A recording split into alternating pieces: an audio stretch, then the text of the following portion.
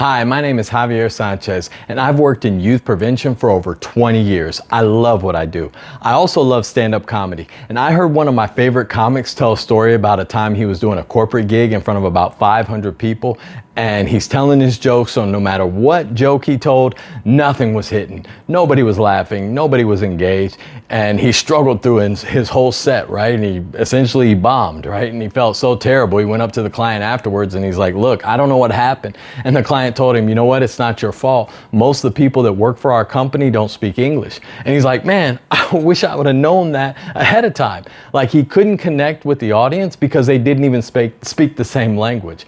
Now, I've also been a parent for over 20 years. How many times as parents do we feel like we can't connect with our kids because we're not even speaking the same language, especially when they start getting into middle school and high school, right? And that's the time when we need to create connections that count and have critical conversations around important issues like alcohol, tobacco, vaping, cannabis, and other drugs. And so I wanted to figure out how to have these conversations in a way that was relevant and effective, but also didn't come off like I was interrogating them, but more so that I was curious because I cared.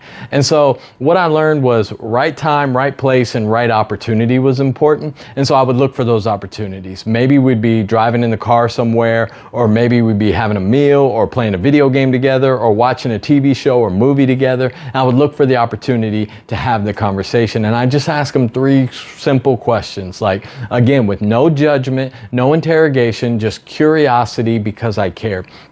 And I would ask them, first question I would ask them is, when it comes to alcohol, tobacco, vaping, cannabis, and other drugs, like, what do you know, or what do you think you know about those things? Like, stuff that you've learned or stuff you've read or whatever. What do you know, or what do you think you know? And then I would ask them, what have you heard? What have you heard other people say? Your friends, your classmates, people in the neighborhood, people online, people in the music or that you listen to, or the movies or TV shows that you watch. Like, what have you heard other people say about alcohol, tobacco, vaping, cannabis, and other drugs?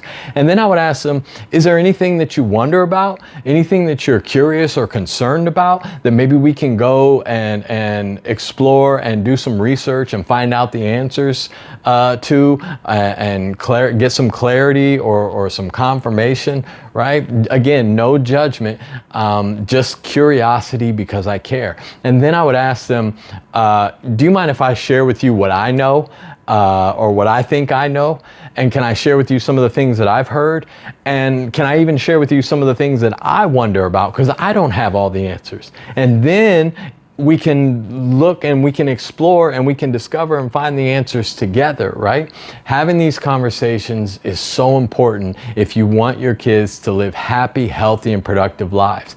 But one of the things that I figured out kind of early, and I tried to do my best at, even though I'm far from a perfect parent, none of us are, I made sure I did my best to model the behavior that I expected to see from my kids. So if I expected them to make healthy and responsible choices, I needed to be making healthy and responsible choices. If I expected them to be kind to others and to be respectful to others, I needed to be kind and respectful to others, right? I needed to model the behavior that I expected to see from my kids if I wanted them to live happy, healthy, and productive lives. So I hope this is helpful to you as you have these critical conversations around alcohol, tobacco, vaping, and other drugs, and that you can create connections that count with your kids.